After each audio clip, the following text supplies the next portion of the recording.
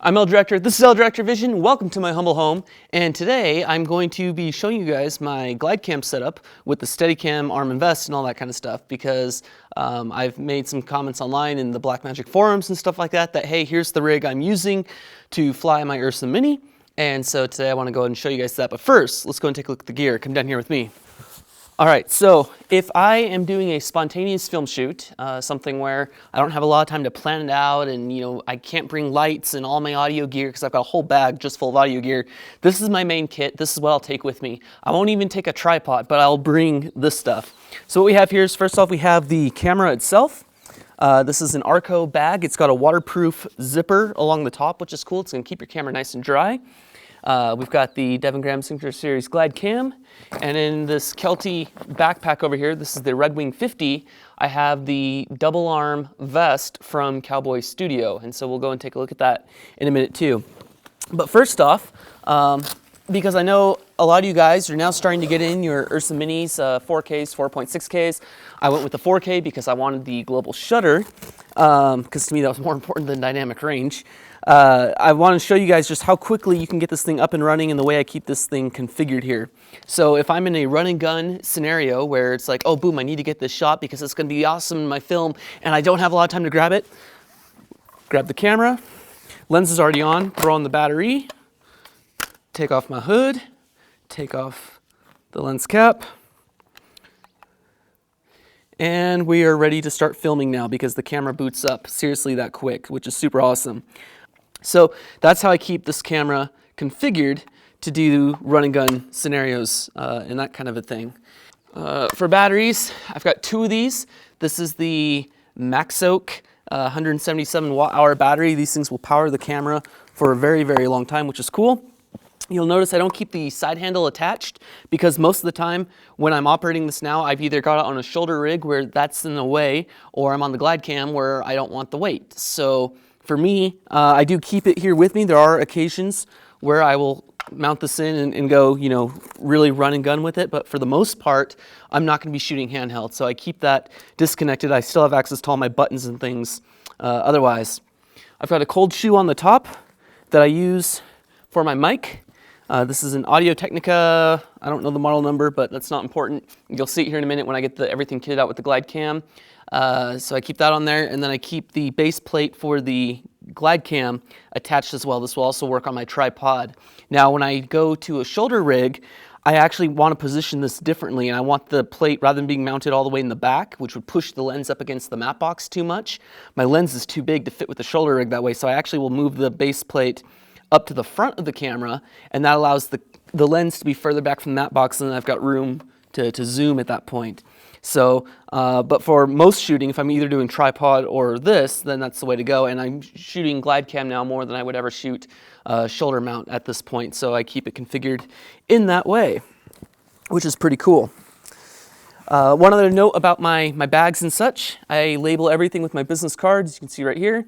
And so everything's going to be kept track of. I know everything's mine. And I always try to write with permanent marker as well as do the business card thing as well. And on the back of the business card, you got a little bit of promotion, facebook.com/Leap3Movie. Check out Leap Revelation, which is the movie we're going to be shooting this summer, God willing, if we can raise the funds to do it. We need about $18,000 more. We've got $2,000 that has been donated towards the project at this point. And so we need $18,000 more. It'll give us $20,000, and we can shoot the film and finally get this thing out for the masses to see, which will be really cool. So I'm going to cut away for a second, and I will get this all configured and ready to go again, and we'll come right back because this is not a review of the Glidecam portion. This is a review mostly of the vest and the arm. So I want to make sure to show you guys that and not spend a lot of time on this other stuff. So I'll be right back. All right, so I got the area cleaned up here, so I'm not going to trip over anything. I've pre-built the camera already at this point, so it's sitting on the rig, and so we'll get to that in a minute. But first, we'll show you the vest. It comes in two basic pieces. This is the arm, and this hinge down here is where it's going to attach to the vest itself. Real quick about the arm here before we get to the vest. The post, as you can see, is a lot skinnier than this copper pipe, and this copper pipe is what actually is the diameter of the handle on the Glidecam. Because the thing you have to realize is that Cowboy Studio actually sells their own 3-axis gimbal system to use with their vest, and that's of course what they want you to use. But what I did is I bought the nicer Glidecam and then bought the cheaper vest and arm setup, because all I'm looking for is something just to take the weight off of it. I didn't need it to be perfect and perfectly balanced and adjustable and, you know, super smooth gliding, because that's what the Glidecam itself is for. So for me, the vest and the arm was just something to take the weight off of my human arm. So I went down to the local hardware store. I did research online first, knowing that this was not going to fit. And so I took the post in with me. I took the Glidecam itself. And I said, look, I need to make that handle fit onto this post. And so we found a 3-inch piece of copper pipe. I don't remember what the diameter is. I'm sorry. But so for those of you guys that are wondering, this copper pipe is what makes this possible now to fly it together. So throw this back into here. And what I did with the pipe is I just wrapped a bunch of gaff tape around the post first until the pipe was nice and snug, and then put it on. We file down the ends here a little bit, and it works out great. So you got the arm. And then the vest itself. Now putting this on looks like some sort of maybe fetish work, I guess, I don't know. The way I do it, there we go, is over the head like that. Throw those out there. And then I'll get my 2 side pieces here first. Look at that one. Got another one right here. When you put on a Steadicam vest, there we go, you want to start from the top down. So in my case, the top is already good. It's already pre-adjusted. My side pieces are all adjusted as well, as is now this final one. So we're going to take it from here, wrap it around, and this is always the hardest one to do. This would be a lot easier if I had someone else helping me with this. And there we go. All right, so now I'm locked in to the vest at this point. The chest piece is adjustable up and down, and so you do that by unscrewing these, and then they pop, they're spring loaded as well. Same with that. And so I can slide this piece where this is going to sit independently of the top, the torso piece as well, so that's kind of cool. The other thing I really liked about this particular vest, and a lot of the cheaper ones don't have this, is it's got real controls right here to adjust the arm when it's weighted with the Glidecam. So when you let go, it's going to stay right in front of you and not want to swing out, because it does have a tendency, if this is not adjusted properly, to want to start swinging around and out of control and stuff like that, and we don't want to do that. So this actually works out really, really well. And let me grab the camera, and we'll show you now how to, well, actually, I guess first I got to assemble the vest itself. So you get the vest on, now we got to put the arm on. And this one's kind of tricky, but it does work. Pull out the pin. And I know you guys can't see, but these are just going to slide in between the gap right here. So you just slide that into the gap. I find this angle works out best, kind of towards me a little bit. There we go, and that's locked into place. Now, without any weight on here, it's just gonna go around and do its own thing at this point. So you always wanna make sure that once you're locked in and you've got your arm on, you keep this, you know, tucked in here like this, where it's not gonna smack anybody in the face, and you keep this thing under control, because I mean, this is heavy. These are spring-loaded arms. I push it down and they wanna snap right back up again, because you can see it's got the springs through here and through here.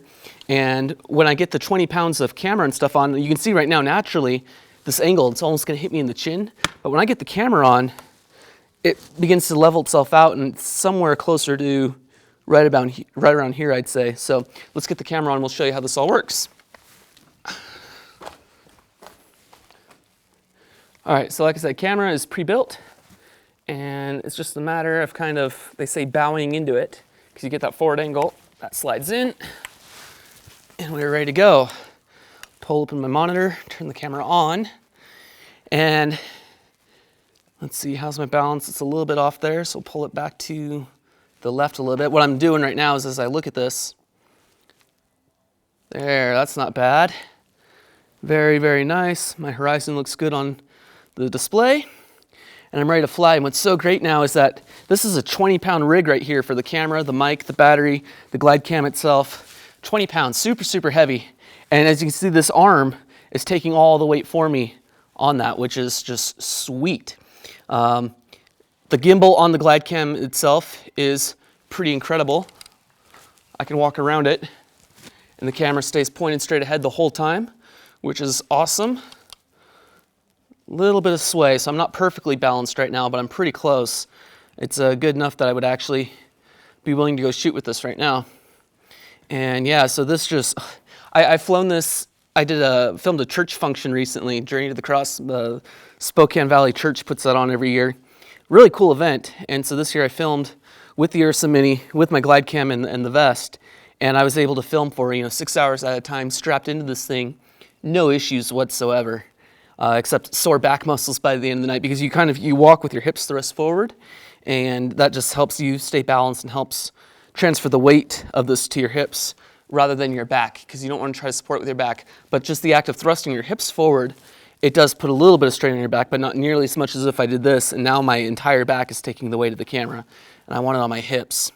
So that's why I'm going to walk like this. And the operation now is just the same as just normal glide camming. It's a feather touch on the main support post right here. And so my feather touch kept the camera pointing straight ahead like that. I could also, pan like that. And then when you watch, the videos and stuff, you got your normal way, and then you can flip it, and walk the lines this way as well. And for me, because most of the time I'm doing this, it would be more for action kind of stuff. I'm not as worried about the starting and stopping with it, because ideally a good Steadicam operator will be able to start with the camera stationary and then start walking, and it's almost imperceptible. But for me, and the kind of work that I do, I'm usually going to be in a running situation or something like that anyway. Now, what's cool too is the arm does function somewhat as an arm. I do let it do that because it is adjustable and it is so good. I wasn't expecting it with how cheap the vest and arm was. I think I paid $450 for it. This is, again, the Cowboy Studio one. They're not exactly known for making high quality products, but this worked out fantastic. And when I'm operating, the arm is moving and the camera is not. In fact, this footage that you're seeing right now is me sitting in a golf cart at Journey to the Cross, headed over to the church.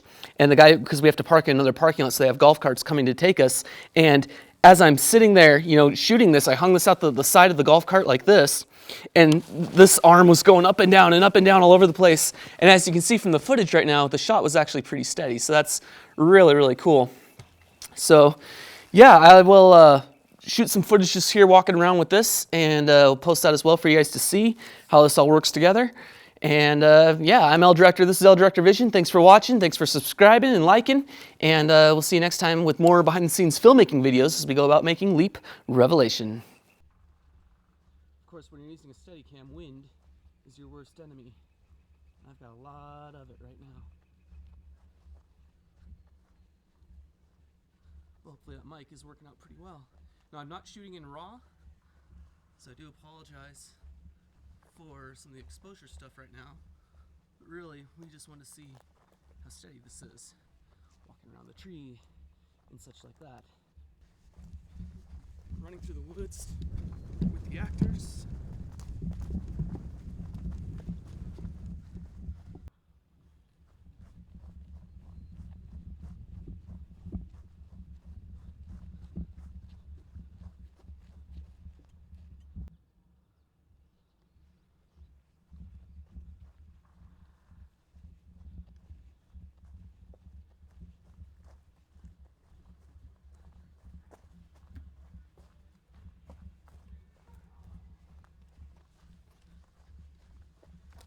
Yeah. And of course you've got wicked selfies that are completely out of focus and look horrible.